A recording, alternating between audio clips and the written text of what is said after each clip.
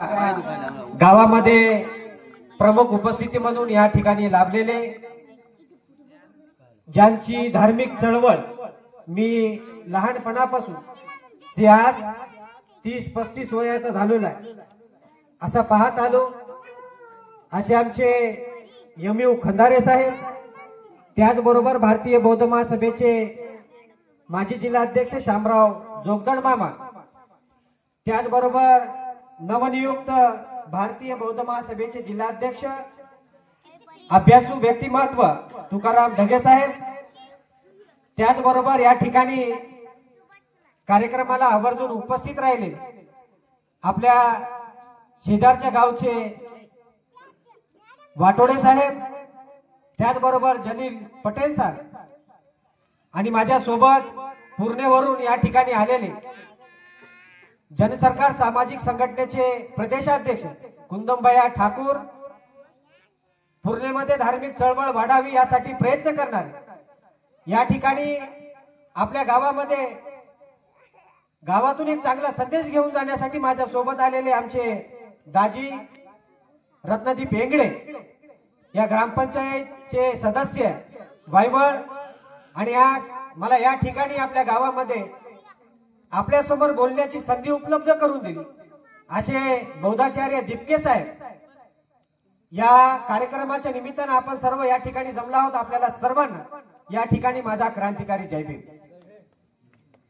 मित्रांनो, आताच बऱ्याचशा वक्त्यांना सांगितलं की जयंत्या अनेक महापुरुषांच्या होतात, परंतु आज ज्या व्यक्तीची जयंती आहे, ज्या मातेची जयंती आहे, त्या ठिकाणी मुली आपसमध्ये काहीतरी रील्स बघत आहेत। मला त्यांना विनंती करायची की थोडस ही जे त्याग आहे, त्याचबरोबर या गावाच्या परिसरामध्ये काही मुलं फिरत होते, आहे का इकडं? आपल्या गावाचं नाव भीमनगर आहे आणि मी देखील पुरणेमध्ये भीमनगर मध्ये राहतो। या नावामध्ये खूप मोठी ऊर्जा आहे आणि आपण अशा एका भीमनगर या नावाच्या गावामध्ये राहतात, म्हणून आपण या ठिकाणी सुज्ञ असलं पाहिजे। 15-20 किलोमीटर दूरून येऊन आम्ही या ठिकाणी आपल्याला काही मार्गदर्शन करणार आहोत, त्यामुळे आम्ही या ठिकाणी आपल्या गावामध्ये आलो। आम्ही बऱ्याचशा गावामध्ये जात असताना आपल्या गावाचा उल्लेख जाणून बुजून करतो की या गावचे लोक सुज्ञ आहेत। डॉक्टर बाबासाहेब आंबेडकर यांच्या परिवारासोबत काम करणारे हे गाव आहे, आदरणीय बाळासाहेब आंबेडकरांच्या चळवळीत काम करणारे हे गाव आहे। या गावाकडे बघण्याचा दृष्टिकोन या पूर्ण तालुक्याचा थोडा वेगळा आहे, म्हणून आपण या ठिकाणी सर्वांना शांतपणे ऐकलं पाहिजे। मित्रांनो, त्यागमूर्ती या मातेला का म्हणतात? आताच जोगदंड साहेबांनी सांगितलं, आज मी त्यांना ऐकलं, खरंच मामा तुम्ही चांगले वक्ते होऊ शकता। आज माता रमाई सांगणं म्हणजे खूप अवघड आहे।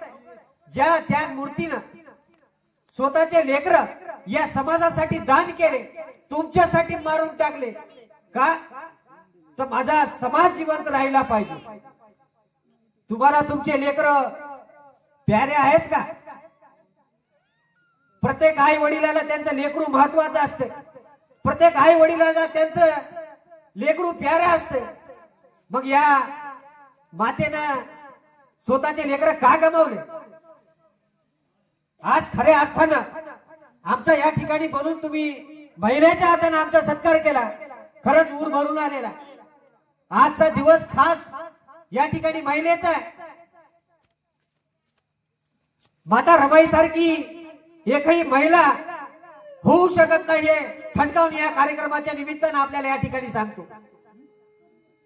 बाबासाहेब परदेशात असताना माता रमाईचा गंगाधर ज्यावेळेस आजारी पडला, त्यावेळेस माता रमाईनं डॉक्टर बाबासाहेब आंबेडकरांना एक पत्र लिहिलं होतं।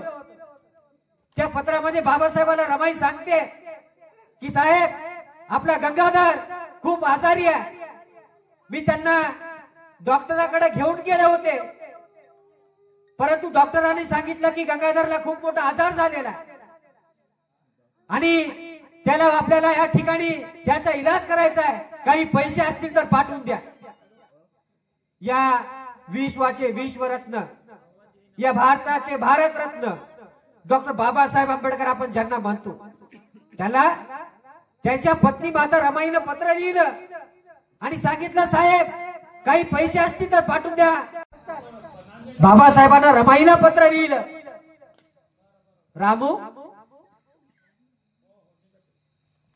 आपला गंगाधर आजारी आहे हे पाहून माझं ऊर भरून आलं आणि त्याचा विलाज करण्यासाठी माझ्याकडे पैसे नाहीये।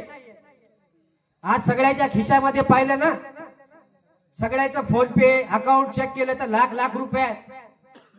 आपल्या गावानं बाबासाहेब आंबेडकरांच्या परिवाराला 1 लाख रुपये दान दिलं होतं। त्या बाबासाहेब आंबेडकरांचा शब्द काय की रामू, बाबासाहेब रमाईला लिहितात की माझ्याकडे पैसे नाहीये, मी गंगाधरचा विलाज करू शकत नाही, गंगाधर जात असेल तर जाऊ दे। बघा, महापुरुषाचा मुलगा, आपला मुलगा जर हॉस्पिटलमध्ये असला तर आपण शेत विकतो, आपण अन्य काही काही पाहुण्याकडे पैशाची मागणी करतो, बाबासाहेबाकडे कोण होतं देणार? त्याचा त्याग छोटा आहे का? बाबासाहेब म्हणतात, रामू गंगाधर जात असेल तर जाऊ दे, माझ्याकडे पैसे नाही आणि माझ्याकडे पैसे नाहीत म्हणून या विदेशामध्ये फक्त 1 टाइम जेवण करतो। 1 टाइम, आपण 3-3 टाइम जेवण करतो। बाबासाहेब त्यावेळेस सांगायचे, रामू माझ्याकडे पैसे नाही, मी केवळ 1 टाइम जेवण करून मी माझा या ठिकाणी डिग्री लवकर कंप्लीट करून मी येतो आपल्याकडे। मित्रांनो, खूप गांभीर्यपूर्वक मी या ठिकाणी सांगतोय, आज माझ्यासारखा तरुण पूर्णासारख्या चळवळीच्या केंद्रबिंदू मधून पेटून उठून बाहेर निघतो आणि आंबेडकरी चळवळीत काम करतो, हे उगाच नाहीये। मित्रांनो, या ठिकाणी या विश्वरत्नाचं उत्तर रामूनं ऐकलं आणि रामूनं तिच्या पदरातल्या पैशानं तिने त्या गंगाधरचा जसा होईल तसा विलाज केला, परंतु ते वाचू शकले नाही। आणि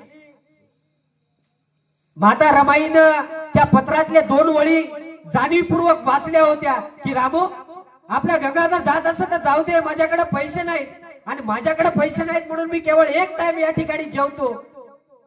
हे फक्त एक उत्तर बाबासाहेबांचं वाचून माता रमाईनं शेणाच्या गौऱ्या थापायला सुरुवात केली आणि या देशामध्ये राहून माता त्यावेळेस 100 रुपये कमवायच्या गौऱ्या थापून आणि त्याच्यातले 75 रुपये 70-75 रुपये बाबासाहेबांना परदेशाला पाठवायच्या आणि उरलेल्या पैशामध्ये ते पूर्ण महिना काढायच्या।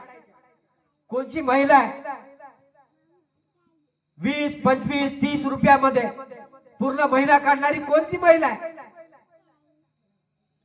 मित्रांनो, या त्याग मूर्तीवर बोलावं तेवढं कमी आहे।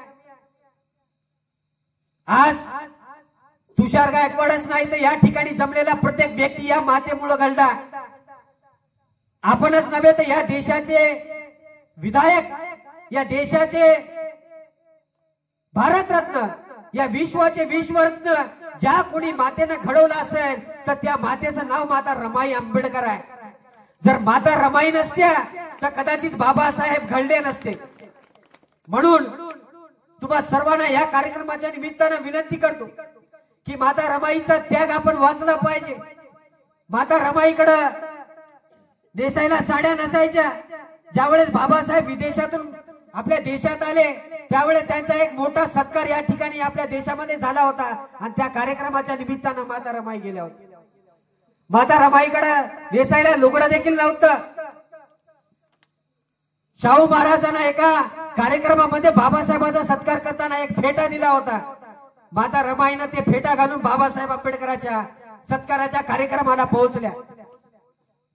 मित्रांनो, फेटा घालून या ठिकाणी भारताला भारतरत्न, भारताचे असणारे, भारताला संविधान देणाऱ्या निर्मात्याची पत्नी या ठिकाणी त्यांच्या सत्काराला शाहू महाराजांना दिलेला फेटा घालून येते आणि